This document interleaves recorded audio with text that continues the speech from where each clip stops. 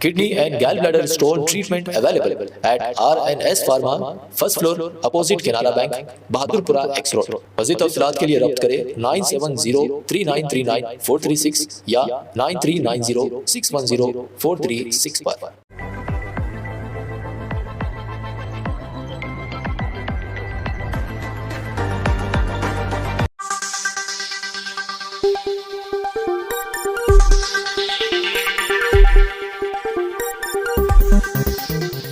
Yes news में आप सभी दर्शकों का स्वागत है। मैं आपके साथ इलियास बड़ेघर। आइए देखते हैं आज की खबर क्या कहती है। ಹೆಚ್ಚು ಕಡಿಮೆ ಕವರ್ ಮಾಡಿದ್ದಾರೆ, ಬಟ್ ಐ ಫೀಲ್ ಲೈಕ್ ನಮ್ಮ ಒಳಗೆ ಒಂದು ಕನ್ಫ್ಯೂಷನ್ ಇದೆ. ಅದು ಏನು ಕನ್ಫ್ಯೂಷನ್ ಅಂತಂದ್ರೆ, ಕಾಂಗ್ರೆಸ್ ಪಕ್ಷ ಮಹಿಳಾ ಆರಕ್ಷಣ ಬಿಲ್ ಅನ್ನ ಡಿಫೀಟ್ ಮಾಡ್ತೋ ಇಲ್ವೋ ಅನ್ನೋದಷ್ಟೇ ಇವತ್ತಿನ ಪ್ರಶ್ನೆ. ಸೊ ಆ ಪ್ರಶ್ನೆಗೆ ನಾವು ಉತ್ತರ ಕೊಡಬೇಕು ಅಂತಂದ್ರೆ ಅದಕ್ಕೆ ಎರಡು ಭಾಗಗಳಿದಾವೆ. ಒಂದೇದೇನು ಅಂತಂದ್ರೆ, ಈಗ ತಾನೇ ಮ್ಯಾಮ್ ಹೇಳಿದ್ರು 2023 ನಾರಿ ಶಕ್ತಿ ಅಧಿನಿಯಮವನ್ನ ಸನ್ಮಾನ್ಯ ಪ್ರಧಾನಮಂತ್ರಿಗಳು ಹಾಗೂ ವಿಪಕ್ಷದಲ್ಲಿರುವಂತಹ ಕಾಂಗ್ರೆಸ್ ಪಕ್ಷ ಎಲ್ಲಾ ಪಕ್ಷಗಳು ಕೂಡಿ ಒಗ್ಗೂಡಿ ಆ ಬಿಲ್ ಅನ್ನ ಪಾಸ್ ಮಾಡಿದ್ವಿ. ಕಾನ್ಸ್ಟಿಟ್ಯೂಷನಲ್ ಅಮೆಂಡ್ಮೆಂಟ್ ಅನ್ನ ನಾವು ಪಾಸ್ ಮಾಡಿದ್ವಿ. ಆ ಕಾನ್ಸ್ಟಿಟ್ಯೂಷನಲ್ ಅಮೆಂಡ್ಮೆಂಟ್ ಅಲ್ಲಿ ಆ ಒಂದು ಪಾರ್ಲಿಮೆಂಟ್ ಅಲ್ಲಿ ನಡೀತಾ ಇರುವಂತಹ ಸೆಷನ್ ಒಳಗಡೆ ಸನ್ಮಾನ್ಯ ಪ್ರಧಾನಮಂತ್ರಿಗೆ ಹಾಗೂ ಆಳ್ತಿರುವಂತಹ ಬಿಜೆಪಿ ಪಕ್ಷಕ್ಕೆ ನಿರಂತರವಾಗಿ ನಾವೆಲ್ಲ ಆಪೋಸಿಷನ್ ಪಾರ್ಟೀಸ್ ವಿನತಿಯನ್ನ ಮಾಡ್ಕೊಂಡ್ವಿ. ಯಾರಿಗಾದ್ರೂ ಗೊತ್ತದೇನ್ರಿ ಅದು ಏನ್ ವಿನತಿ ಅದ ಅಂತ? It is a simple request. ನಾವು ಮಾಡಿದ್ದೇನು ಅಂತ ಅಂದ್ರೆ, 2023 ಒಳಗೆ ನೀವೇನ್ ವುಮೆನ್ಸ್ ರಿಸರ್ವೇಶನ್ ಬಿಲ್ ಅನ್ನ ತರ್ತಾ ಇದ್ದೀರಿ, ಆ 2023 ವುಮೆನ್ಸ್ ರಿಸರ್ವೇಶನ್ ಬಿಲ್ ಒಳಗಡೆನೆ ಈಗಿಂದನೇ 2011 ಸೆನ್ಸಸ್ ಅನ್ನ ತಗೊಂಡಿರುವಂತಹ ಈ ಒಂದು ಬಿಲ್ ಅಲ್ಲಿ ನೀವು ಮಹಿಳಾ ಆರಕ್ಷಣವನ್ನ ಜಾರಿಗೆ ತರ್ರಿ ಅಂತ ನಾವು ಅವತ್ತನೇ ಬೇಡ್ಕೊಂಡ್ವಿ. ನಮ್ ರಿಕ್ವೆಸ್ಟ್ ಏನಿತ್ತು ಅಂತಂದ್ರೆ, 2024 ಒಳಗೆ ಬರುವಂತಹ ಲೋಕಸಭಾ ಚುನಾವಣೆಗೆ ಈ ಒಂದು ವುಮೆನ್ಸ್ ರಿಸರ್ವೇಶನ್ ಬಿಲ್ ಅಪ್ಲಿಕಬಲ್ ಆಗ್ಬೇಕು ಅನ್ನುವಂತಹ ಪ್ರಾಮಾಣಿಕ ಪ್ರಯತ್ನವನ್ನ ನಾವು ಎಲ್ಲಾ ಪಕ್ಷದವರು ಕೂಡಿ ಅವತ್ತು ಪ್ರಧಾನಮಂತ್ರಿಗಳಿಗೆ ಹಾಗೂ ನಮ್ಮ ಹೋಮ್ ಮಿನಿಸ್ಟರ್ ಆಗಿರುವಂತಹ ಅಮಿತ್ ಶಾ ಅವರಿಗೆ ಮಾಡಿದಾಗ, ಅವರು ಆ ಬಿಲ್ ಅಲ್ಲಿ ಒಂದು ಏನ್ ಪ್ರೊವಿಷನ್ ಇಟ್ರು ಅಂತ ಅಂದ್ರೆ, 2026 ಆದ ನಂತರ ಏನು ಮೊದಲನೇ ಸೆನ್ಸಸ್ ಆಗ್ತೈತಿ, ಆ ಸೆನ್ಸಸ್ ಅನ್ನ ಬೇಸಿಸ್ ಆಗಿ ಇಟ್ಕೊಂಡು ಅವರು ಡಿಲಿಮಿಟೇಷನ್ ಅನ್ನ ನಾವು ಜಾರಿಗೆ ತರ್ತೀವಿ ಅನ್ನುವಂತಹ ಮಾತನ್ನ ಹೇಳಿದ್ರು. ಸೊ ಐ ಫೀಲ್ ಲೈಕ್ ಇದ್ರೊಳಗೆ ಏನಿದೆ ಅಂತಂದ್ರೆ, ನಾವು ಒಂದ್ ಏನ್ ತಿಳ್ಕೊಬೇಕು ಅಂದ್ರೆ, ಡಿಲಿಮಿಟೇಷನ್ಗೆ ಮತ್ತು ಮಹಿಳಾ ಆರಕ್ಷಣೆಗೆ ಲಿಂಕ್ ಮಾಡುವಂತಹ ಅವಶ್ಯಕತೆ ಇರಲಿಲ್ಲ parliament. There was absolutely no need to link the women's reservation bill to the bill regarding delimitation. ಯಾಕಂತಂದ್ರೆ delimitation is a very complicated political process. ಅದ್ರೊಳಗೆ ಬರೀ ಒಂದು ಪಕ್ಷ ಅಥವಾ ಎರಡು ಪಕ್ಷ ಇರಲ್ಲ. ಈ ದೇಶದೊಳಗಿರುವಂತಹ ಪ್ರತಿಯೊಬ್ಬ ಪಕ್ಷ, ಪ್ರತಿಯೊಬ್ಬ ನಾಗರಿಕನು ಕೂಡ ಆ ಒಂದು ಸೆನ್ಸಸ್ ಅಲ್ಲಿ, ಆ ಒಂದು ಡಿಲಿಮಿಟೇಷನ್ ಎಕ್ಸರ್ಸೈಸ್ ಅಲ್ಲಿ ಅದಕ್ಕೊಂದು ಭಾಗಿ ಇರುತ್ತೆ. ಅವ್ರದೇ ಆದಂತಹ ಒಂದು ಪಕ್ಷ ಇರುತ್ತೆ. ಆ ಒಂದು ಪಕ್ಷ ಇರೋದ್ರಿಂದ ಸ್ವಾಭಾವಿಕವಾಗಿ ಎಲ್ಲರ ಹತ್ರ ಬೇರೆ ಬೇರೆ ಒಪಿನಿಯನ್ಸ್ ಇರುತ್ತೆ. ಅದು ಪೊಲಿಟಿಕಲಿ ಕಾಂಪ್ಲಿಕೇಟೆಡ್ ಪ್ರೊಸೆಸ್ ಆಗಿರೋದ್ರಿಂದ ಪೊಲಿಟಿಕಲಿ ಎಲ್ಲಾ ಪಕ್ಷಗಳು ಸಮ್ಮತಿಯನ್ನ ನೀಡಿರುವಂತಹ ಮಹಿಳಾ ಆರಕ್ಷಣವನ್ನ 2023 ಪ್ರಧಾನಮಂತ್ರಿಗಳು ತರಬಹುದಾಗಿತ್ತು. ಆದ್ರೆ ಅವ್ರೇನ್ ಮಾಡಿದ್ರು ಅಂತಂದ್ರೆ, ಈ ಮಹಿಳಾ ಆರಕ್ಷಣ ಬಿಲ್ ಅನ್ನ ಡಿಲಿಮಿಟೇಷನ್ ಜೊತೆ ಕಪಲ್ ಮಾಡಿ ಮಹಿಳೆಯರಿಗೆ ಒಂದು ಶೀಲ್ಡ್ ಆಗಿ ಉಪಯೋಗಿಸುವಂತಹ ಪ್ರಯತ್ನವನ್ನ ಇವತ್ತು ನಮ್ಮ ಪ್ರಧಾನಮಂತ್ರಿಗಳು ಮಾಡಿದ್ದಾರೆ ಅಂತಂದ್ರೆ ತಪ್ಪಾಗಿಲ್ಲ. ಇದಕ್ಕೆ ನಮ್ಮ ವಿರೋಧ ಇದೆ ಅಂತ ನಾನು ನಿಮ್ಗೆ ಹೇಳಕ್ ಇಚ್ಛಾ ಪಡ್ತೀನಿ. ನೀವೆಲ್ಲರೂ ಕೇಳ್ಬೋದು, ಡಿಲಿಮಿಟೇಷನ್ ಮಾಡಿದ್ರೆ ಏನಿದೆ, ಅದಕ್ಕೇನಿದೆ, ಇದೇ ಸೆನ್ಸಸ್ ಮೇಲೆ ಮಾಡಿದ್ರೆ ಏನಿದೆ ಅಂತ. So you need to understand one thing. ಈ ಡಿಲಿಮಿಟೇಷನ್ ಪ್ರೊಸೆಸ್ ಅಂದ್ರೆ ಏನು? ಡಿಲಿಮಿಟೇಷನ್ ಪ್ರೊಸೆಸ್ ಅಂದ್ರೆ ಮರು ವಿಂಗಡಣೆ, ಕ್ಷೇತ್ರದ ಮರು ವಿಂಗಡಣೆ. ಇದು ಭಾರತದ ಇತಿಹಾಸದಲ್ಲಿ 4 ಸರಿ ಈಗಾಗಲೇ ಮಾಡ್ಬಿಟ್ಟಿದ್ದಾರೆ. 1952 ಅಲ್ಲಿ ಇಂಡಿಯನ್ ಪಾರ್ಲಿಮೆಂಟ್ ಅಲ್ಲಿ 494 ಸೀಟ್ಸ್ ಇದ್ದು, 1963 ಅಲ್ಲಿ ಅದೇ ಸೀಟ್ಸ್ 522 ಆಗುತ್ತೆ. 1973 ಅಲ್ಲಿ ಅದು 543 ಆಗುತ್ತೆ. ಆ 543ನೇ ಇವತ್ತಿನವರೆಗೂ ನಾವು ಫಾಲೋ ಮಾಡ್ತಾ ಬರ್ತಾ ಇರೋದು. ಈ ಏನ್ 1973 ಅಲ್ಲಿ ಏನಾಗುತ್ತಲ್ಲ, that is brought about by an amendment that was passed in the Indira Gandhi government in 1976. 1976 ಅಲ್ಲಿ ಇಂದಿರಾ ಗಾಂಧಿ ಅವರು ಏನ್ ಹೇಳ್ತಾರೆ ಅಂದ್ರೆ, ನಾವು ಇವತ್ತು ಒಂದು ಫ್ರೀಸ್ ಅನ್ನ ಲಾಗು ಮಾಡ್ತೀವಿ.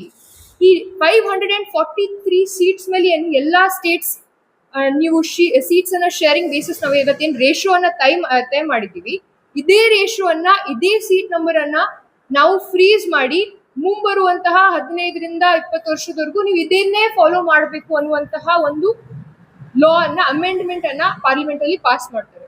ಯಾಕೆ ಇದನ್ನ ಪಾಸ್ ಮಾಡ್ತಾರೆ ಅಂತ ಅಂದ್ರೆ, ಅವತ್ತಿನ ಇರುವಂತಹ ಆ ಒಂದು ರಾಜಕೀಯ ವಾತಾವರಣದಲ್ಲಿ ನಮ್ಮಂತ ಸದರ್ನ್ ಸ್ಟೇಟ್ಸ್ ಏನಿರುತ್ತೆ ಒಂದು ಪ್ರಶ್ನೆಯನ್ನ ಇಡುತ್ತೆ ಸೆಂಟ್ರಲ್ ಗವರ್ಮೆಂಟ್ಗೆ. ನಿರಂತರವಾಗಿ ಇದೇ ರೀತಿ ಉತ್ತರ ಭಾರತದ ಜನಸಂಖ್ಯೆ ಹೆಚ್ಚಿಗೆ ಆಗ್ತಾ ಹೋಗುವಂತಹ ಸಮಯದಲ್ಲಿ, ನಾವು ಪಾಪ್ಯುಲೇಷನ್ ಕಂಟ್ರೋಲ್ ಮಾಡ್ತಾ ಇರುವಂತಹ ಸಮಯದಲ್ಲಿ ಈ ಡಿಲಿಮಿಟೇಷನ್ ಎಕ್ಸರ್ಸೈಸ್ ಸೆನ್ಸಸ್ ಬೇಸಿಸ್ ಮೇಲೆ ಪ್ರತಿ 10 ವರ್ಷಕ್ಕೆ ಒಂದ್ಸರಿ ನಮ್ಮ ಹತ್ರ ಸೆನ್ಸಸ್ ಆಗುತ್ತೆ. ಸೆನ್ಸಸ್ ಬೇಸಿಸ್ ಮೇಲೆ ನಿರಂತರವಾಗಿ ಪಾಪ್ಯುಲೇಷನ್ ಹೆಚ್ಚಿಗೆ ಆಗ್ತಾ ಇರುವಂತಹ ಸಮಯದಲ್ಲಿ ನಮ್ಮ ರೆಪ್ರೆಸೆಂಟೇಷನ್ ನಾಳೆ ಕಡಿಮೆ ಆದ್ರೆ ಇದಕ್ಕೆ ಯಾರು ರೆಸ್ಪಾನ್ಸಿಬಲ್? ಸೊ ನಮ್ಮ ಒಂದು ಪ್ರಾತಿನಿಧ್ಯತೆಯನ್ನ ನೀವು ಕಾಪಾಡಬೇಕು ಅನ್ನುವಂತಹ ಕೂಗು ಎದ್ದಾಗ ಸನ್ಮಾನ್ಯ ಶ್ರೀ ಇಂದಿರಾ ಗಾಂಧಿ ಅವರು ಸದರ್ನ್ ಸ್ಟೇಟ್ಸ್ ನ ಇಂಟ್ರೆಸ್ಟ್ ಅನ್ನ ಪ್ರೊಟೆಕ್ಟ್ ಮಾಡೋದಕ್ಕೆ 42nd ಅಮೆಂಡ್ಮೆಂಟ್ ಆಕ್ಟ್ ಅನ್ನ ತಗೊಂಡ್ ಬರ್ತಾರೆ. ಈ 42nd ಅಮೆಂಡ್ಮೆಂಟ್ ಆಕ್ಟ್ ಅಲ್ಲಿ ಅವರು ಏನ್ ಹೇಳ್ತಾರೆ ಅಂದ್ರೆ, ಸದರ್ನ್ ಪಾಪ್ಯುಲೇಷನ್ಗೆ ನೀವೇನ್ ಪಾಪ್ಯುಲೇಷನ್ ಕರ್ವ್ ಮಾಡ್ತಾ ಇದ್ದೀರಾ, ನಿಮಗ್ ನಾನು ಪೀನಲೈಸ್ ಮಾಡಲ್ಲ. ಅದಕ್ಕೆ ಆ ಒಂದು 1973 ಅಲ್ಲಿ ಏನ್ ಸೀಟ್ ಫ್ರೀಸ್ ಆಯ್ತು, ಡಿಲಿಮಿಟೇಷನ್ ಅಲ್ಲಿ ಟೋಟಲ್ ನಂಬರ್ ಆಫ್ ಸೀಟ್ಸ್ ಏನ್ ಫ್ರೀಸ್ ಆಯ್ತು, ಅದ್ರ ಕಾರಣ ಇದು. ಇದ್ರ ನಂತರ ವಾಜಪೇಯಿ ಅವರು ಬರ್ತಾರೆ. ವಾಜಪೇಯಿ ಅವರು ಕೂಡ 2001ರಲ್ಲಿ 84th ಅಮೆಂಡ್ಮೆಂಟ್ ಆಕ್ಟ್ ಅನ್ನ ಪಾಸ್ ಮಾಡ್ತಾರೆ. 84th amendment act also states that the freeze that is put ahead by the 42nd amendment act ಅನ್ನ ನಾವು ಕಂಟಿನ್ಯೂ ಮಾಡ್ತೀವಿ ಅನ್ನುವಂತಹ ಮಾತನ್ನ ಹೇಳ್ತಾರೆ.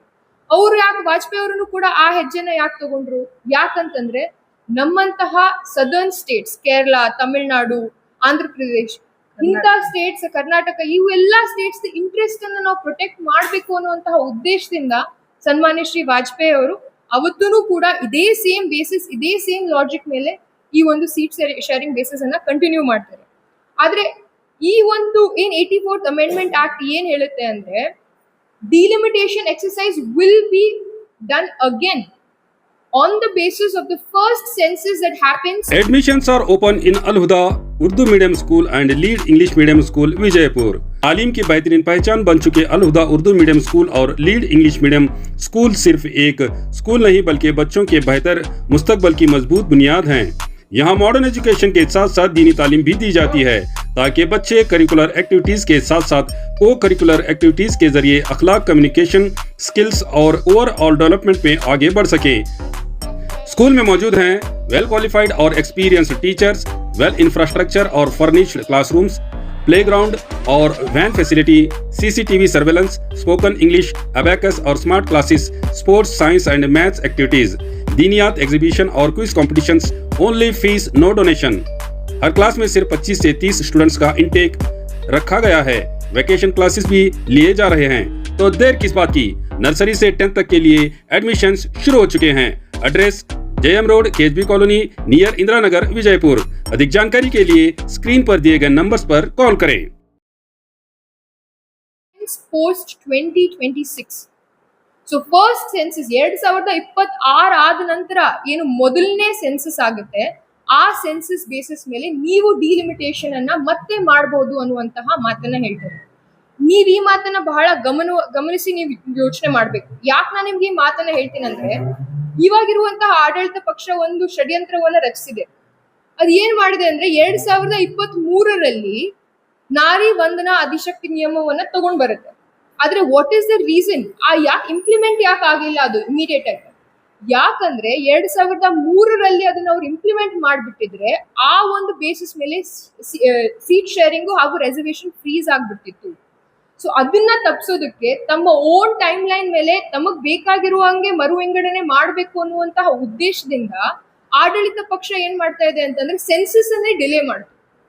2021 ಅಲ್ಲಿ ಆಗ್ಬೇಕಾಗಿರುವಂತಹ ಸೆನ್ಸಸ್ ಕೋವಿಡ್ಗೋಸ್ಕರ ಮುಂದೂಡಿದ್ರು. ಕೋವಿಡ್ಗೋಸ್ಕರ ಮುಂದೂಡಿ 2023ರಲ್ಲಿ ಇವ್ರು ಸೆನ್ಸಸ್ ಮಾಡ್ಬೋದಾಗಿತ್ತು, 2024ರಲ್ಲಿ ಇವ್ರು ಸೆನ್ಸಸ್ ಮಾಡ್ಬೋದಾಗಿತ್ತು, 25ರಲ್ಲೇ ಇವ್ರು ಸೆನ್ಸಸ್ ಮಾಡ್ಬೋದಾಗಿತ್ತು. ಆದ್ರೆ 26 ನಂತರ ಇವ್ರು ಯಾಕೆ ಸೆನ್ಸಸ್ ಮಾಡ್ತಾ ಇದ್ದಾರೆ? ಯಾಕಂದ್ರೆ the answer to this lies in the 84th amendment which states that after 2026 you will be allowed to gerrymander the states. ಹೊಸ ಜೆರಿಮ್ಯಾಂಡರಿಂಗ್ ಅಂತ ಅಂದ್ರೆ ಪುನರ್ ವಿಂಗಡಣೆಯನ್ನ ನೀವು ಮಾಡಬಹುದು. ನಿಮಗೆ ಜಾತಿ ಆಧಾರದ ಮೇಲೆ, ಜನಗಣತಿ ಆಧಾರದ ಮೇಲೆ ಒಂದು ಫೋಕಸ್ ಅನ್ನ ಇಟ್ಕೊಂಡು ಈ ಸ್ಟೇಟ್ಸ್ ಇಲ್ಲಿ ಬರುವಂತಹ ಎಲ್ಲಾ ಕ್ಷೇತ್ರಗಳನ್ನ ಮರು ವಿಂಗಡಣೆ ಮಾಡಬೇಕು ಅನ್ನುವಂತಹ ಉದ್ದೇಶದ ಮೇಲೆ ಈ ಒಂದು ಆಕ್ಟ್ ಅನ್ನ ನಮ್ಮ ಪಾರ್ಲಿಮೆಂಟ್ ಅಲ್ಲಿ ಇವತ್ತು ಪಾಸ್ ಮಾಡೋದಕ್ಕೆ ಪ್ರಯತ್ನವನ್ನ ಮಾಡಿದ್ದಾರೆ. ಇವಾಗ ನಮ್ಮ ಆಡಳಿತ ಪಕ್ಷದ ಮನಸ್ಸಿನಲ್ಲಿ ಏನ್ ಬದಲಾವಣೆ ಆಯ್ತೋ ಅದು ನಮಗೂ ಗೊತ್ತಿಲ್ಲ. ಒಮ್ಮೆಲ್ಗೆ ಅವ್ರು ಏನ್ ಹೇಳ್ತಾರೆ, ಇಲ್ಲ ಇಲ್ಲ ಬೇಡ ಬೇಡ, ನಾವು 2011 ಮೇಲೆನೆ ಇದನ್ನ ಮಾಡೋಣ ಅಂತ ಹೇಳ್ತಾರೆ. Now you have to understand one thing. ಇವಾಗ ಆಗ್ತಾ ಇರುವಂತಹ 2026 ಸೆನ್ಸಸ್ ಯಾಕೆ ಇಂಪಾರ್ಟೆಂಟ್ ಅನ್ನೋದನ್ನ ನೀವು ಯೋಚನೆ ಮಾಡ್ಬೇಕು. ಯಾಕದು ಇಂಪಾರ್ಟೆಂಟ್ ಅಂದ್ರೆ, ಭಾರತದ ಇತಿಹಾಸದಲ್ಲಿ ಮೊದಲನೇ ಬಾರಿಗೆ ಜಾತಿ ಜನಗಣನೆ ಆಗೋದು ಈ 2026ನೇ ಒಂದು ಜನಗಣನೆಯಲ್ಲಿ. ಈ 2026 ಜನಗಣನೆಯಲ್ಲಿ ಜಾತಿ ಒಂದು ವಿಷಯ ಅದ್ರೊಳಗೆ ಬಂದಾಗ ಅದರ್ ಬ್ಯಾಕ್ವರ್ಡ್ ಕ್ಲಾಸಸ್ಗೆ ನಾವು ಇಂಟರ್ನಲ್ ರಿಸರ್ವೇಶನ್ಗೋಸ್ಕರ ನಾಳೆ ಧ್ವನಿ ಏಳುತ್ತೆ ಅನ್ನುವಂತಹ ಊಹೆಯನ್ನ ಮಾಡಿಕೊಂಡು ಇವತ್ತು ನಮ್ಮ ಆಡಳಿತ ಪಕ್ಷದವ್ರು ಏನ್ ಮಾಡಿದ್ದಾರೆ ಅಂತಂದ್ರೆ, ಒಮ್ಮೆಲ್ಗೆ ಹಾರ್ಟ್ ಚೇಂಜ್ ಮಾಡ್ಬಿಟ್ಟು 2023ರಲ್ಲಿ ಅವ್ರಿಗೆ ಅವಕಾಶ ಇದ್ರೂ ಕೂಡ ಅವ್ರು ಮಾಡ್ಲಿಲ್ಲ. 2023-24ರಲ್ಲಿ ಸೆನ್ಸಸ್ ಕಂಪ್ಲೀಟ್ ಮಾಡಿದ್ರೆ ಡಿಲಿಮಿಟೇಷನ್ ಎಕ್ಸರ್ಸೈಸ್ ಇವಾಗ ಕಂಪ್ಲೀಟ್ ಮಾಡಿ ನಾವು ಇದೇ ಮುಂದಿನ ಬರುವಂತಹ ಎಲೆಕ್ಷನ್ಗೆ ನಾವು ರಿಸರ್ವೇಶನ್ ಅನ್ನ ಕೊಡ್ಬೋದಾಗಿತ್ತು. ಆದ್ರೆ ಅದನ್ನು ಕೂಡ ಅವ್ರು ಮಾಡ್ಲಿಲ್ಲ. ಅವ್ರು ಇವಾಗ ಏನ್ ಮಾಡ್ತಾ ಇದಾರೆ ಅಂತಂದ್ರೆ, OBC ಅವರಿಗೆ ಹಾಗೂ ಹಿಂದುಳಿದ ವರ್ಗದವರಿಗೆ ನಾವು ಮುಂದೆ ಬರುವಂತಹ ಕಾಲದಲ್ಲಿ ರಿಸರ್ವೇಶನ್ ಕೊಡ್ಬೇಕು ಆಗುತ್ತೆ, ಅವರ ಕೂಗು ಏಳುತ್ತೆ ಅನ್ನೋದನ್ನ ಊಹಿಸಿ ಅವ್ರು 2011ನೇ ಜನಗಣನೆಗೆ ಇದನ್ನ ಟೈಮ್ ಮಾಡ್ಬಿಟ್ಟು ರಿಸರ್ವೇಶನ್ ತಗೊಂಡ್ ಬರ್ತೀನಿ ಅನ್ನುವಂತಹ ಮಾತನ್ನ ಹೇಳಿದ್ದಾರೆ. ಸೊ ನಾನೇನ್ ಹೇಳಕ್ ಇಚ್ಛಾ ಪಡ್ತೀನಿ ಅಂತ ಅಂದ್ರೆ, ಪ್ರತಿಯೊಂದೂ ಕೂಡ ದೇಶದ ಭವಿಷ್ಯದಗೋಸ್ಕರ ಇರುವಂತಹ ಈ ಒಂದು ಡಿಲಿಮಿಟೇಷನ್ ಎಕ್ಸರ್ಸೈಸ್, ಎಲೆಕ್ಷನ್ ಎಕ್ಸರ್ಸೈಸ್ ಎಲ್ಲನೂ ಕೂಡ ನಾವು ರಾಜಕೀಯ ಒಂದು ದೃಷ್ಟಿಕೋನದಿಂದ ನೋಡಿದ್ರೆ ದೇಶದ ಭವಿಷ್ಯ ಎಲ್ಲಿಗೆ ಹೋಗುತ್ತೆ ಅನ್ನೋದನ್ನ ನಾವು ಯೋಚನೆ ಮಾಡ್ಬೇಕು. ಮಾನನೀಯ ಪ್ರಧಾನ ಮಂತ್ರಿಗಳು ಮತ್ತು ಆಡಳಿತ ಪಕ್ಷದ ಎಲ್ಲಾ ನಾಯಕರು ಏನ್ ಅನ್ಕೊಂಡಿದ್ದಾರೆ ಅಂತಂದ್ರೆ, ಸಾಮಾನ್ಯ ಜನರಿಗೆ ಇವು ಎಲ್ಲಾ ವಿಷಯಗಳು ಗೊತ್ತಾಗಲ್ಲ, ಇಷ್ಟು ಡೀಪ್ ಆಗಿ ಯಾರು ನೋಡ್ತಾರೆ ಅನ್ನುವಂತಹ ಒಂದು ಕಾಲ್ಪನೆಯನ್ನ ಇಟ್ಕೊಂಡು ಅವ್ರು ಈ ರೀತಿ ಹೆಜ್ಜೆಗಳನ್ನ ತಗೊಂತಾ ಇದ್ದಾರೆ. So I feel like this is very important that we all understand that ಅವ್ರು ಏನ್ ಪ್ರಪೋಸ್ ಮಾಡಿದ್ರು. ಇವಾಗ ತಗೊಂಡ್ ಬಂದಿರುವಂತಹ ಡಿಲಿಮಿಟೇಷನ್ ಬಿಲ್ ಅನ್ನ, ಆ ಡಿಲಿಮಿಟೇಷನ್ ಹೆಂಗ್ ಆಗುತ್ತೆ ಅನ್ನೋದನ್ನು ಕೂಡ ಆ ಬಿಲ್ ಅಲ್ಲಿ ಅವ್ರು state ಮಾಡಿರ್ಲಿಲ್ಲ.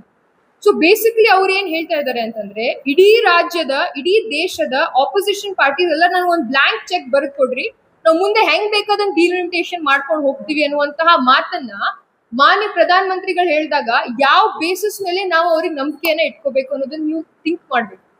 I want you to understand one thing. ನಾವು ಇವಾಗಿರುವಂತಹ ಪ್ರಧಾನ ಮಂತ್ರಿ ಮೇಲೆ ಆಡಳಿತ ಪಕ್ಷದ ಮೇಲೆ ಸುಮ್ಮನೆ ನಾವು ಇದನ್ನ ಮಾಡ್ತಾ ಇಲ್ಲ, ಅವ್ರ ಮೇಲೆ ಗೂಬೆ ಕೂಡಿಸ್ತಾ ಇಲ್ಲ, ಅವ್ರ ಮೇಲೆ ಅವಿಶ್ವಾಸವನ್ನ ಮಾಡ್ತಾ ಇಲ್ಲ.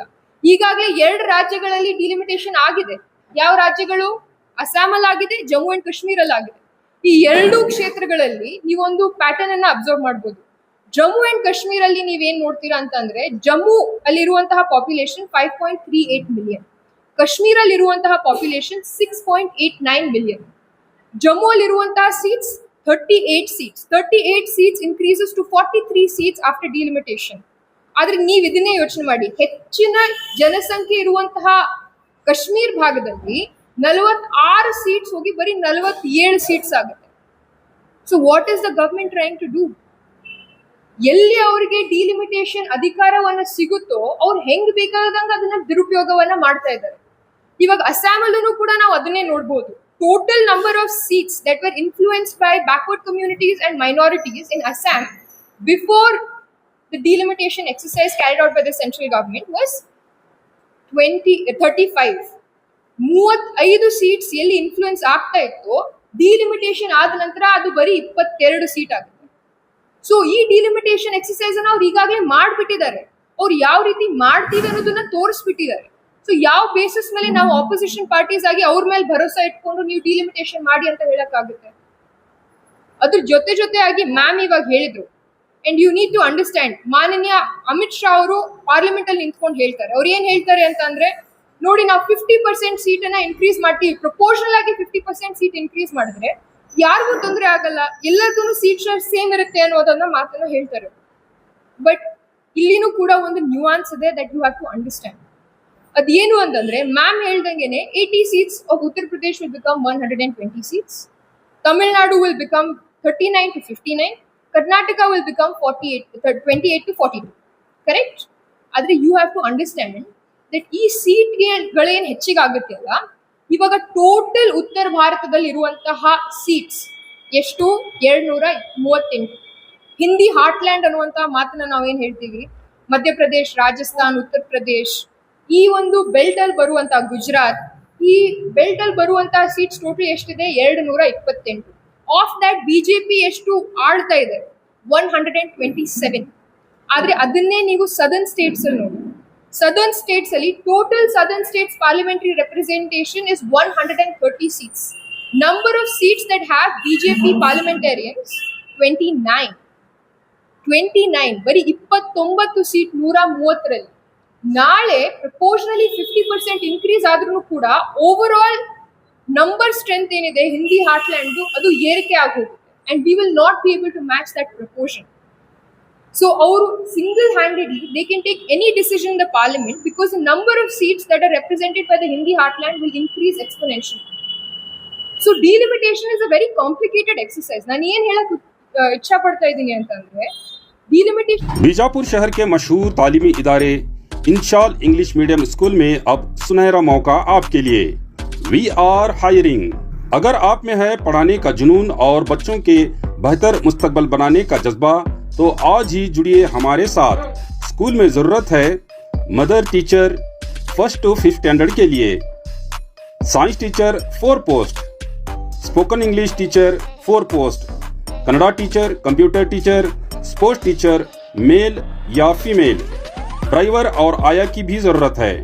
टीचर्स की qualification D Ed, B Ed, MSc, computer skills जरूरी। एक्सपीरियंस वालों को प्राथमिकता दी जाएगी। पता Mahboob Nagar, KSB colony, near Azhar ground, Vijayapur. आज ही अपना सीवी भेजिए या संपर्क करें 8123160284 या 9742719965 पर। इंशाल इंग्लिश मीडियम स्कूल, जहां तालीम के साथ बनता है बच्चों का बेहतरीन। Is a very complicated exercise. ಈ ಕಾಂಪ್ಲಿಕೇಟೆಡ್ ಎಕ್ಸರ್ಸೈಸ್ ಅನ್ನ ವುಮೆನ್ ರಿಸರ್ವೇಶನ್ ಬಿಲ್ ಜೊತೆ ಟೈ ಅಪ್ ಮಾಡುವಂತಹ ಉದ್ದೇಶ ಮತ್ತೆ ನೆಸೆಸಿಟಿ ಇರಲಿಲ್ಲ. ಅವ್ರು ಯಾಕೆ ಈ ರೀತಿ ಮಾಡುದು ಅಂತ ಅದು ಬರೀ ಅವರಷ್ಟೇ ಹೇಳ್ಬೇಕು. ಆದ್ರೆ ಎಲ್ಲರಿಗಿಂತಲೂ ಮುಖ್ಯವಾಗಿರುವಂತಹ ಮಾತನ್ನ ನಾನು ಏನ್ ಹೇಳಕ್ ಇಚ್ಛಾ ಪಡ್ತೀನಿ ಅಂತಂದ್ರೆ, ಇವತ್ತೂ ಕೂಡ ಮಾನನೀಯ ಪ್ರಿಯಾಂಕಾ ಗಾಂಧಿ ಅವರು ಹಾಗೂ ನಮ್ಮ ಎಲ್ಲಾ ಸಂಸದರು ಒಂದು ಮಾತನ್ನ ಹೇಳಿದ್ದಾರೆ.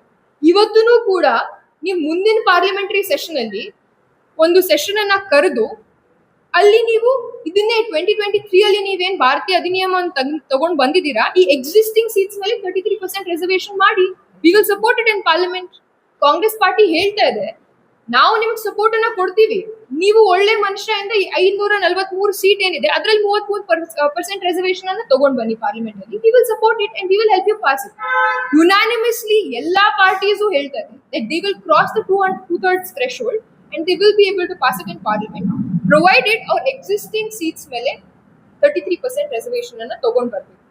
ಸೊ ನಾನು ಈ ಒಂದು ಪ್ರೆಸ್ ಕಾನ್ಫರೆನ್ಸ್ ಮೂಲಕ ನಾನು ಏನ್ ಹೇಳಕ್ ಇಚ್ಛಾ ಪಡ್ತೀನಿ ಅಂತಂದ್ರೆ, ಎಲ್ಲಾ ನಮ್ಮ ಬಿಜೆಪಿಯ ಸಹೋದ್ಯೋಗಿಗಳು ಅವ್ರು ಏನ್ ಮಾಡ್ತಾ ಇದಾರೆ ಅಂದ್ರೆ, ದೇಶಾದ್ಯಂತ ಒಂದು ಪ್ರೊಟೆಸ್ಟ್ ಅನ್ನ ತೆಗೆದುಕೊಂಡು ಹೋಗಿದ್ದಾರೆ. ಆ ದೇಶಾದ್ಯಂತ ಪ್ರೊಟೆಸ್ಟ್ ಅಲ್ಲಿ ಅವ್ರು ಏನ್ ಹೇಳ್ತಾ ಇದಾರೆ ಅಂತಂದ್ರೆ, ಕಾಂಗ್ರೆಸ್ ಪಕ್ಷ ಮಹಿಳಾ ವಿರೋಧಿ ಅನ್ನುವಂತಹ ಮಾತನ್ನ ಹೇಳ್ತಾ ಇದ್ದಾರೆ. ಅವ್ರಿಗೆ ನಾನು ಒಂದೇ ಒಂದು ಮಾತನ್ನ ಹೇಳಕ್ ಇಚ್ಛಾ ಪಡ್ತೀನಿ, ಪ್ರಧಾನ ಮಂತ್ರಿ ನಮ್ಮ ಮಣಿಪುರ್ ಕ್ಷೇತ್ರದಲ್ಲಿ 60,000 ಜನ ಡಿಸ್ಪ್ಲೇಸ್ ಆಗಿದ್ದಾರೆ. ಮೊನ್ನೆನೆ ಒಂದು ಹೊಸ ಹುಟ್ಟಿರುವಂತಹ ಕೂಸು ಮತ್ತು ಚಿಕ್ಕ ಮಗು ಅದ್ರ ಕೊಲೆ ಆಯ್ತು.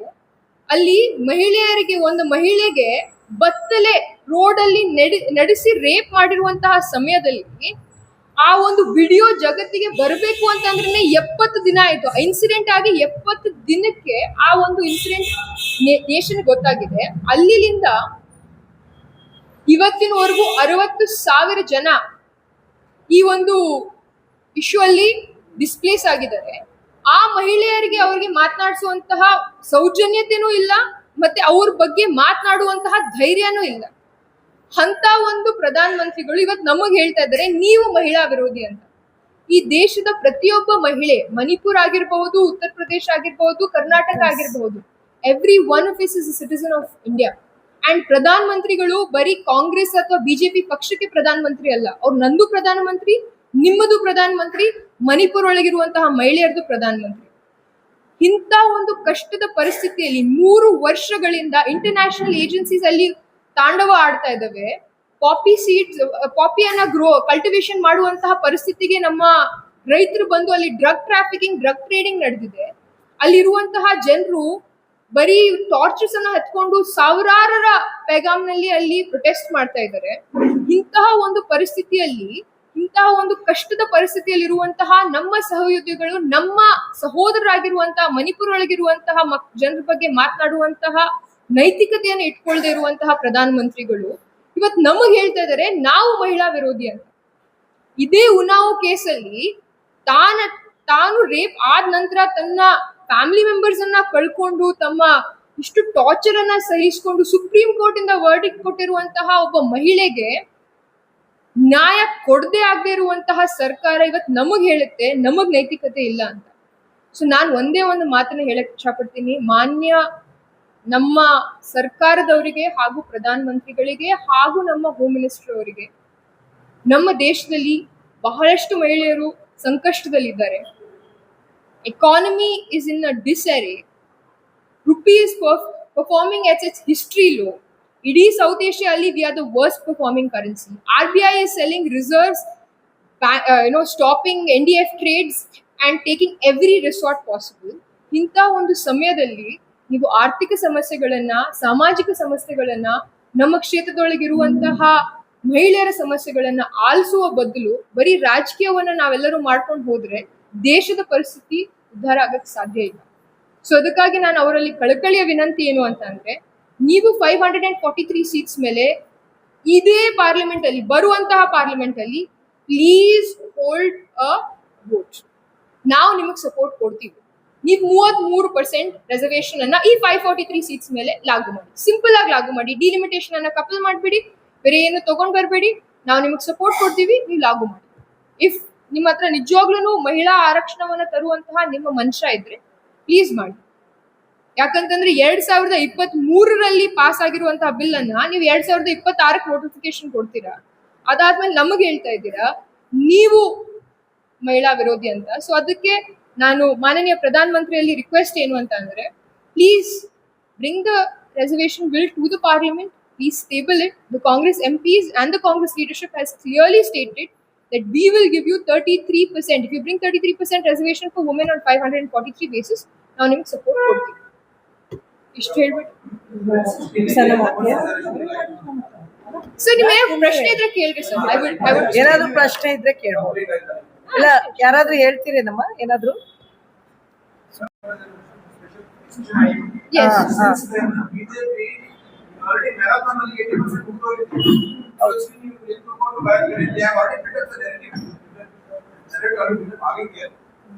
ಈಗ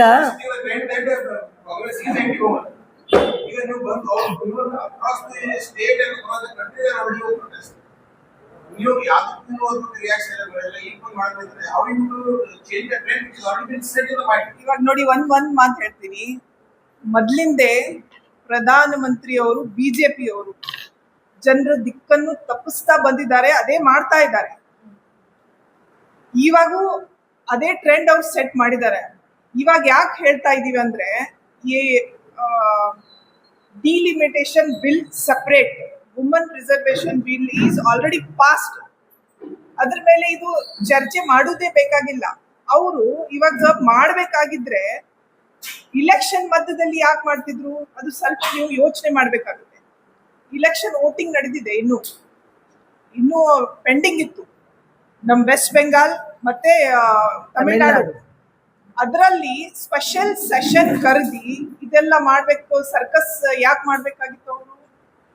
ಇಲ್ಲ, ಕರೆಕ್ಟ್. ನೀವು ಹೇಳಿ ನಿಮ್ಮ ಪ್ರಶ್ನೆಗೆ ಒಂದು ಉತ್ತರ ಹೇಳ್ಬೇಕು ಅಂದ್ರೆ, ಈಗ ನಿಮ್ಮ ಪ್ರಶ್ನೆಗಳು ಭಾರತೀಯ ಜನತಾ ಪಕ್ಷ ಸೋಷಿಯಲ್ ಮೀಡಿಯಾದಲ್ಲಿ, ವಾಟ್ಸಪ್ ಅಲ್ಲಿ ಸುಳ್ಳನ್ನ ಸತ್ಯ ಮಾಡುವ ಪದೇ ಪದೇ ಹುನ್ನಾರ ಯಾವತ್ತೂ ಅವ್ರು ಮಾಡ್ತಾರೆ.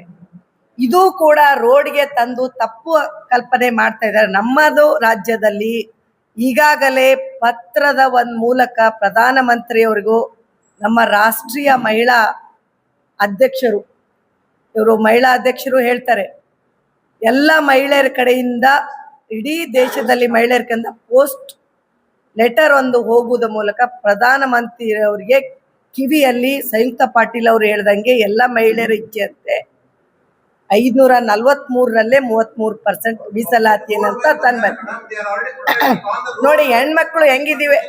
ತಮಗೊಂದ್ ತಮ್ಮ ಒಂದ್ ಹೇಳ No, we will take to the streets, sir. You are right. We are taking to the streets. Give us time, and we will do it. Now- Because that has to be a party coordinated effort, and we will do it. ರಾಜ್ಯಸಭಾದಲ್ಲಿ ಹೌದು ಹೌದು ಹೌದು sir ಇದನ್ನೇ ಹೇಳ್ತಾ ಇದ್ದೀನಲ್ಲ, ಇದೇ political party ಅವಾಗ ನೀವು ಇದನ್ನ ಉತ್ತರ ಕೊಡ್ಬೇಕು ಸರ್.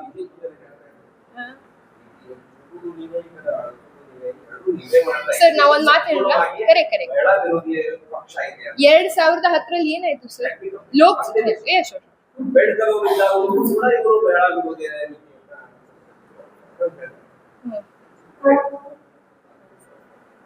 ಸರ್ ನಾನು you will ma'am I respond to that. So 2010 ಅಲ್ಲಿ ರಾಜ್ಯಸಭಾ ಅಲ್ಲಿ ಪಾಸ್ ಆಯ್ತು. ಅವಾಗ ಯಾರ ಸರ್ಕಾರ ಇತ್ತು? ನಮ್ಮ ಸರ್ಕಾರ ನಮ್ ಸರ್ಕಾರ ಇತ್ತಲ್ಲ, ಕರೆಕ್ಟ್. ಲೋಕಸಭಾ ಅಲ್ಲಿ ಯಾಕೆ ಫೇಲ್ ಆಯ್ತು?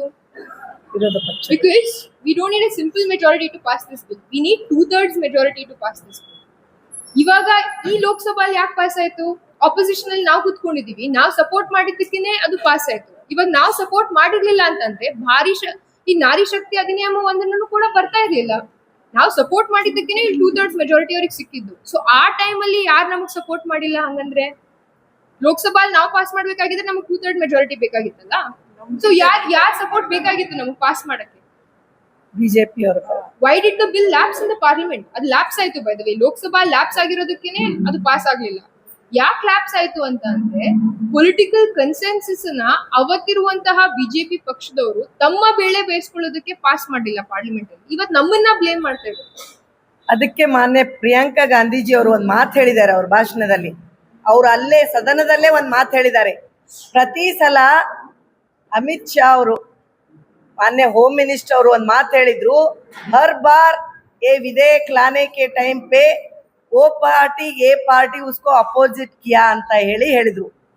1996ರಿಂದ 2014ರವರೆಗೂ ಹಲವಾರು ಬಾರಿ ನೀವು ಹೇಳ್ದಂಗೆ 2010ರಲ್ಲೂ ಬಂದಾಗ ಓ ಪಾರ್ಟಿ ಎ ಪಾರ್ಟಿಯಲ್ಲಿ ಯಾರು ನಿಂತಿದ್ರು? ಆವಾಗ ಎಲ್ಲ ವಿರೋಧ ಮಾಡಿದ್ದು ಇದೇ ಬಿಜೆಪಿ ಪಕ್ಷ. ಅವಾಗ ನಾವು ಯಾವುದು ಮರು ವಿಂಗಡಣೆ, ಡಿಲಿಮಿಟೇಷನ್ ಇದ್ರ ಜೊತೆ ನಾವು ಯಾವಾಗಲೂ ಕೊಲೆಬ್ರೇಷನ್ ಮಾಡೇ ಇರಲಿಲ್ಲ. ನಾವು ಮಾಡಿದ್ದು ಇದ್ದಿದ್ದ ಸೀಟಲ್ಲೇ 33% ಕೊಡ್ತೇವೆ ಅಂತ ಯಾವಾಗ ವಿಧೇಯಕ ನಾವು ತಂದಾಗ್ಲೂ 543ರಲ್ಲೇ ನಾವು ತರ್ತೇವೆ ಅಂತ ತಂದಿದ್ದು. ನಾಟ್ ಇವರ ಹೆಸರಲ್ಲಿ 543 ಅಂತ ಹೆಸರಲ್ಲಿ ಕ್ಷೇತ್ರ ಮರು ವಿಂಗಡಣೆ ಮಾಡಿ ಡಿಲಿಮಿಟೇಷನ್ ತಂದು ಹಿಂಬಾಗಿಲಿನಿಂದ ಬೇರೆ ಬಿಲ್ ಪಾಸ್ ಮಾಡುವ ಹುನ್ನಾರ ಇರಲಿಲ್ಲ ಅವಾಗ.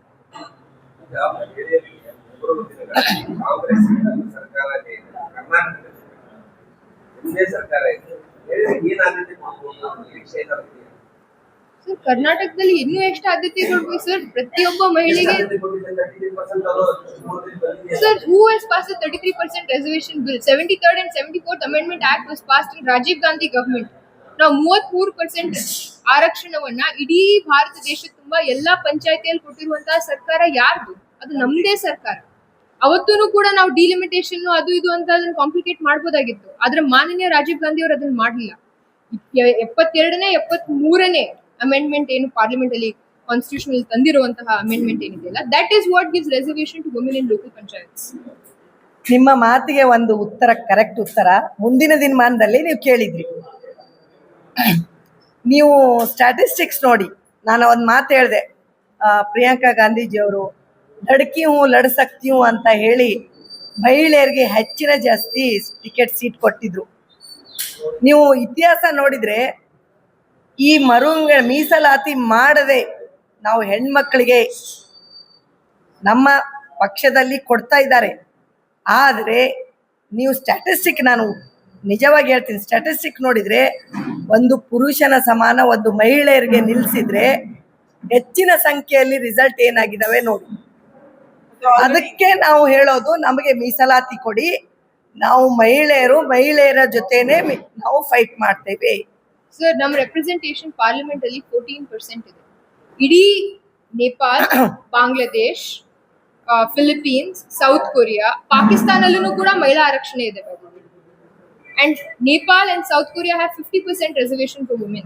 We are the only country in the whole of Southeast Asia which does not have reservation for women. ಮತ್ತು GB ಅಲ್ಲಿ ಆಲ್ರೆಡಿ ನಮ್ಮ ಡೆಪ್ಯೂಟಿ CM ಆಲ್ರೆಡಿ ಡಿಕ್ಲೇರ್ ಮಾಡಿದ್ದಾರೆ 50% ರಿಸರ್ವೇಶನ್ ಅಂತ. ಇವಾಗ GBA ಎಲೆಕ್ಷನ್ ಬಂದ್ಮೇಲೆ ಮೀಸಲಾತಿ ಸಿಕ್ಕೇ ಸಿಗುತ್ತೆ.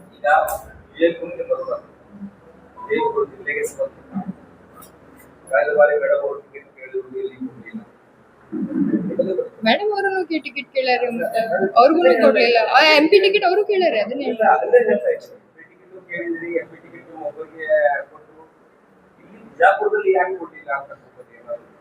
ಮುಂದಿನ ಅದು ಮಹಿಳಾ ಆರಕ್ಷಣೆಗೆ ಅದಕ್ಕೆ ಸಂಬಂಧ ಇಲ್ರಿ ಸರ್. ಅದು ಆರ್ಥಿಕ ಮತ್ತು ರಾಜಕೀಯ ಸಮಸ್ಯೆಗಳನ್ನ ಒಂದು ಪರಿಸ್ಥಿತಿಗಳನ್ನ ಆಲಿಸಿ ಅವ್ರು ಟಿಕೆಟ್ ಕೊಡ್ತಾರೆ ಸರ್. ನಾವು ಮಹಿಳೆಯರಿದ್ದೀವಂತ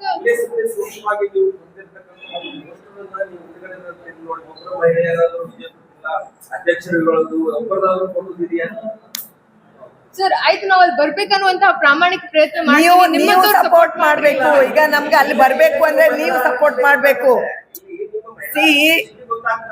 ಇಲ್ಲ, ಜಿಲ್ಲೆಯಲ್ಲಿ ಆದ್ಯತೆ ಇಲ್ಲೇ ಇದ್ರೆ ಜಿಲ್ಲೆಯಲ್ಲಿರುವ ಒಂದು ಹೆಣ್ಮಗಳನ್ನ ಒಂದು ಟಿಕೆಟ್ ಕೊಡ್ತಿರ್ಲಿಲ್ಲ. ಜಿಲ್ಲೆಯಲ್ಲಿರುವ ಹೆಣ್ಮಗಳನ್ನ ಒಂದು ಈ ಜಿಲ್ಲೆಯಲ್ಲಿ ಚೇರ್ಮನ್ನು ಅಧ್ಯಕ್ಷರು ಮಾಡ್ತಿರ್ಲಿಲ್ಲ. ನೀವು ನೋಡಿ, ಬೇರೆ ಪಕ್ಷದಲ್ಲಿ number of women seats compare to the other party Congress ಅಲ್ಲಿ ಹೆಚ್ಚಿಗೆ ಕೊಟ್ಟಿದ್ದಾರೆ. ನೀವು ಅಧ್ಯಕ್ಷರುಗಳು ಸರ್ಕಾರ ಬಂದಾಗ ಅಧ್ಯಕ್ಷರುಗಳ ಪರ್ಸೆಂಟೇಜು ನೋಡಿ, BJPಗಿಂತ ಕಾಂಗ್ರೆಸ್ ಅಲ್ಲಿ ಹೆಚ್ಚಿಗೆ ಜಾಸ್ತಿ. ಅದೇ ಪಕ್ಷದ ಹೆಣ್ಮಕ್ಳು ಬಂದು ಹೇಳ್ತಾರೆ ನಮ್ಮ ಹತ್ರ, ಅಯ್ಯೋ ನಿಮ್ಮ ಪಕ್ಷದಲ್ಲಿ ಸ್ಥಾನಮಾನ ಆದ್ರೂ ಕೊಡ್ತಾರೆ, ನಿಮ್ಮ ಪಕ್ಷದಲ್ಲಿ ಮಹಿಳೆಯರಿಗೆ ಒಂದು ಆದ್ಯತೆ ಕೊಡ್ತಾರೆ, ನಿಮ್ಮ ಪಕ್ಷದಲ್ಲಿ ಟಿಕೆಟ್ ಕೊಡ್ದಿದ್ರು ಒಂದ್ ಏನಾದ್ರೂ ಸ್ಥಾನಮಾನ ಕೊಡ್ತಾರೆ ಅಂತ ಅದೇ ಪಕ್ಷದ ಹೆಣ್ಮಕ್ಳು ಬಂದು ಹೇಳ್ತಾರೆ ನಮ್ಮ ಹತ್ರ. ನಾನು ಅದನ್ನೇ ಹೇಳಿದ್ದು, 2024ರಲ್ಲಿ ಎಷ್ಟು ಜನ ಹೆಣ್ಮಕ್ಳಿಗೆ ಟಿಕೆಟ್ ಕೊಟ್ಟಿದ್ದು? ತುಂಬಾ ಜನ ಕೊಟ್ಟಿದ್ದಾರೆ ನಮ್ಮ ಪಕ್ಷದಲ್ಲಿ. ಬಿಜೆಪಿ ಅವರು ಏನ್ ಮಾಡ್ತಾರೆ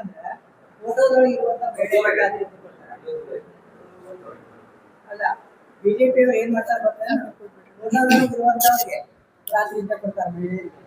ನಾವು ಜೀವಂತವಾಗಿರುವಂತ ಮಹಿಳೆಯರಿಗೆ ಪ್ರಾತಿನಿಧ್ಯ ಕೊಡ್ತೀವಿ. ಇಷ್ಟೇ ವ್ಯತ್ಯಾಸ ನಮ್ಗ ಅವ್ರಿಗೆ ಇರುವಂತ.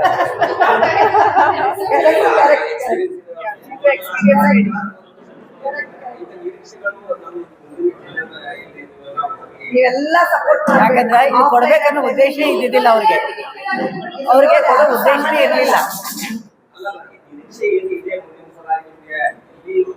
33% ಅವ್ರಿಗೆ ಕೊಡೋ ಉದ್ದೇಶನೇ ಇರಲಿಲ್ಲ. for women, we are ready, our leaders are ready. ಯಾವುದೇ ಆಗಲಿ, our leaders are ready, we are ready, all the women are ready.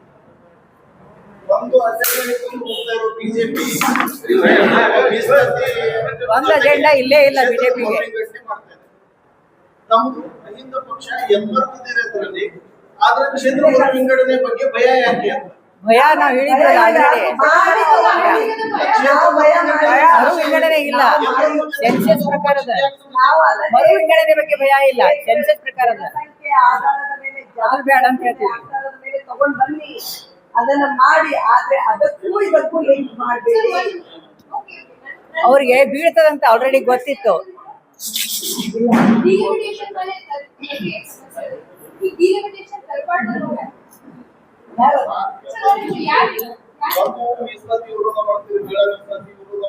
ಇಲ್ಲ ಮಾಡಿಲ್ಲ, ನಾವು ಯಾವಾಗೂ ಮಾಡಿಲ್ಲ, ನಾವು ಮಾಡೇ ಇಲ್ಲ. ಮಹಿಳಾ ಮೀಸಲಾತಿ ತಂದವರೇ ನಾವು ಮಹಿಳಾ ಮೀಸಲಾತಿ ತಂದವರೇ ನಾವು. ಒಂದ್ ಮಾತು ಹೇಳ್ಬೇಕಂತಂದ್ರ,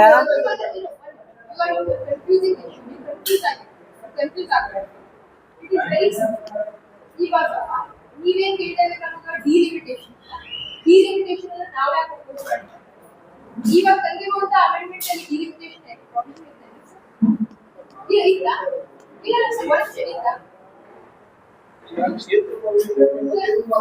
ಇಲ್ಲ ಕ್ಷೇತ್ರ ವಿಂಗಡಣೆ ನಾವು ಹೇಳ್ತೀವಿ. ಮಹಿಳಾ ಆರಕ್ಷಣೆ ಅದು ಒಳಗೆ ಡಿಲಿಮಿಟೇಷನ್ ಇತ್ತು, ಈಗ ತಂದಿರುವಂತಹ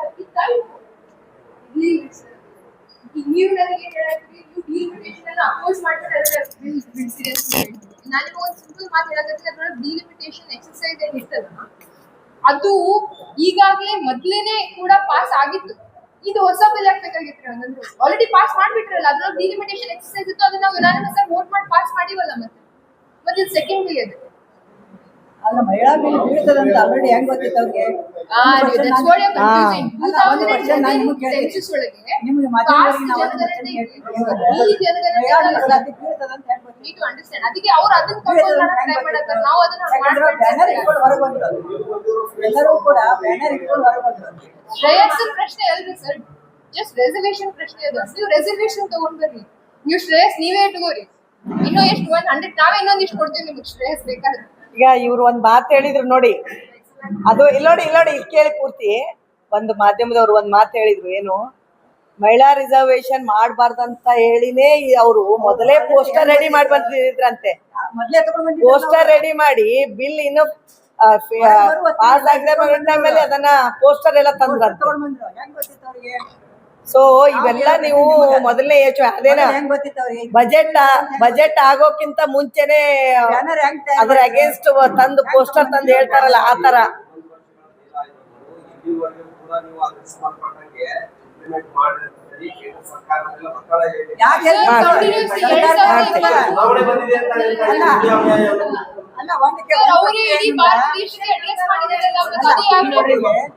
ಇಲ್ಲ ಇಲ್ಲಿ ಕೇಳಿ, ರಾಜೀವ್ ಗಾಂಧಿ ಅವ್ರಿಗೆ ಯಾರು ಒತ್ತಾಯ ಹಾಕಿದ್ರು ರಾಜೀವ್ ಗಾಂಧಿ ಅವರಿಗೆ 33% ತರುವಾಗ ಸೋ ಮೋಟ ಮಾಡಿದ್ರಿಲ್ಲ. ಮತ್ತೆ 30-23ಕ್ಕೆ ಆದತ್ನಾಗ ಇವ್ರ ಯಾಕೆ ಕುಂತ್ರೆ ಯಾಕೆ ಮಾಡ್ಬೇಕ್ರ ಹೋರಾಟ? ಆಲ್ರೆಡಿ ಐತಲ್ಲ ಅಧಿಕಾರ, ಹೋರಾಟ ಎದಕ್ಕೆ ಬೇಕು? ಮಹಿಳೆಯರ ಪರವಾಗಿ ಮೊದಲಿಂದ ಇದೆ. जैसा कि आप सब जानते हैं कि आप सभी का प्यार हमारे साथ कायम है। इसी तरह से हमारे इस चैनल को प्यार करते रहिए और हमारी सारी खबरों को लाइक, शेयर और सब्सक्राइब करना ना भूलिए।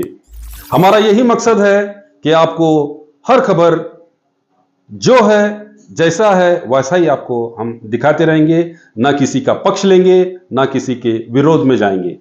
हमारे कदम सच के साथ।